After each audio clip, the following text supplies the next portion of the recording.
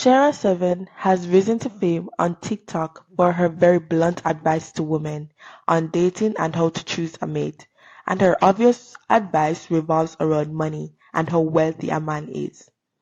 I can see why she's so famous, because even though I don't think she's the most accurate person women should be looking up to, she is hilariously funny. Like, who doesn't like a funny person? I mean, she's obviously so funny. She's obviously beautiful and she's insanely honest, like really honest. And she also appears to live the life she preaches. Like she actually has an rich husband, James Scott, who graduated from the University of Maryland Business School in 1980. Now, back to what I was saying about what she actually teaches. Let's say she gives women the truth, but in a very twisted way. For example, this video. A lot of the EMT workers and firemen and police officers are men. And if you looking crazy in a bonnet, sitting there, taking your last breaths, they may not revive you. They may not want to touch you. They may not want, put their effort into the, because they're men. But if you looking good, they go, come back to life. Don't call time of death. I'm still trying, save her, because, she looked good. But if you just see somebody, passed out in the front seat with a bonnet on and some house slippers, time of death, call it, they ain't even going to try to revive you. And she's not lying. Women who are all dolled up always get the most attention from men. And it's not just men, it's society in general. Attractive people always get the best opportunities and don't have to work as hard as unattractive people. And that has a lot to do with pretty privilege, and we could get all into that and discuss the nitty-gritty of it and how deep it goes and how messed up a lot of the time it is. We can also see it on TikTok as to why a lot of TikTokers go famous, and when we find out that they're a bad person, people are upset. Like, we literally made this person famous because they were pretty and we didn't know anything about them. Why are we surprised that they're not a good person? Back to what I was saying about Shera7. She teaches women how to ask for money from men in a low-key manipulative way. But the way she does it, it's always funny as to why we don't see her content as toxic but entertainment. Like the way she puts her words together, the way she said it. Like it just sounds like a joke, like it's not real. She tells women to cheat and not to tell anyone because all men are cheating. I find that so hilarious. Similarly, Shera tells all her supporters that all men cheat, so don't leave your man so he can take care of another girl and give her money. I find it funny how everything for Shera is all about money. And man isn't useful until he can spoil you and take you shopping. Buy you a car, buy you a purse, buy you a house. Shera goes on to speak some of the truth. If you listen to her, you realize just how cunning she really is and how easy it is for her to manipulate men. This woman is manipulative. It's cunning. And when you say cunning, it doesn't mean something negative all the time. You could say it's just a very manipulative way of someone using their intelligence, you can say. And that's definitely Shera7. Shera always advised women to go big with the expenses they put on men. And she called asking for cheap stuff as ghetto. She also advised women to be poised and always act like a wife, learn manners and be confident because men always are watching you, like always. What I find so funny is that she called cheap person ghetto.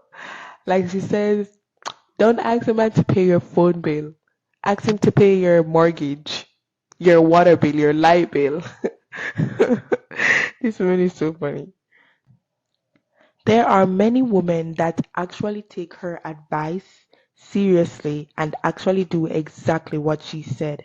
And they always seem to announce that they always get good results, which in my opinion, I'm happy for them, but I still think what Shera is teaching is toxic. See all the reposting on TikTok made me wonder where these videos are coming from.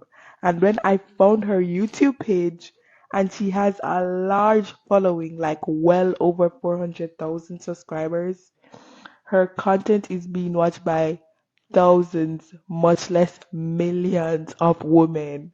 I'm like, women actually find this stuff engaging. And it's not just them, it's me because I think it's entertainment. She's hilariously funny. I have to say it's not only Shera that teaches women how to get money, but it's a growing trend on YouTube and TikTok.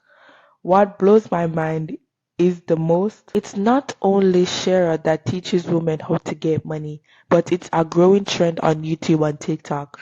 What blows my mind the most is that these are bougie girls on social media that expects everything expensive, aka the Cheesecake Factory lady is a good example of this, and how she thought going to the Cheesecake Factory is cheap.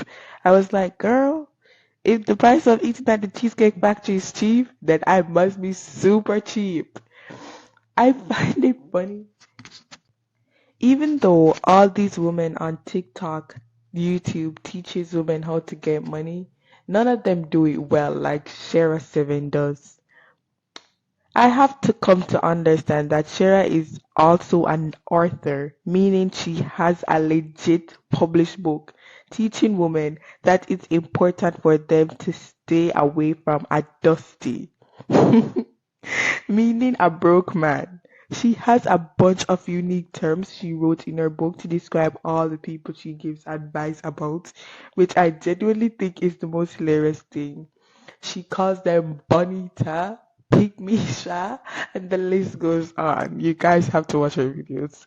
Shera 7 has definitely turned her fame into a cash cow source of income, which is good because not only can you buy her book or watch her live, you can make a consultation with Sarah herself for a small fee. Most of her videos are 1 hour videos where women seeking help and advice by tuning in and asking her questions. And like what you guess, her answers are always revolved around money, literally all the time. Her commentary is quite humorous, even to me, as to why it draws my attention. The thing about this is toxic men are very loud, and every few seconds another one of them goes viral on the internet for saying the dumbest stuff known to men. And for these guys specifically, Shera is spot on. She proves them right that they all cheat and they all want a pretty woman and they all want to abuse her. As for the reason as to why these men call in to show is beyond me. Because Sarah doesn't fold. She straight up insults them about their bank account, their bank statements, their credit score. There is also other sides to Shara, like how comforting she is to women who took the time to be open on her live and share extremely personal stuff. But we all know there must be a dark side, even though all the things she teaches probably are dark, in my opinion. But there are rumors that Shera is a witch, and the reason as to why she has James, her husband, still putting up with her is because she has put him under a number of spells. And Shera being Shera, just like a witch, go on live to mock all the rumors and assumptions being said about her in my opinion, I think a lot of the stuff she teaches are extremely toxic. And to me, a lot of rich men use their money. They do. They definitely do use their money to harass their spouse. And when you have the money for yourself, it's hard for them to do it unless a woman accepts it herself.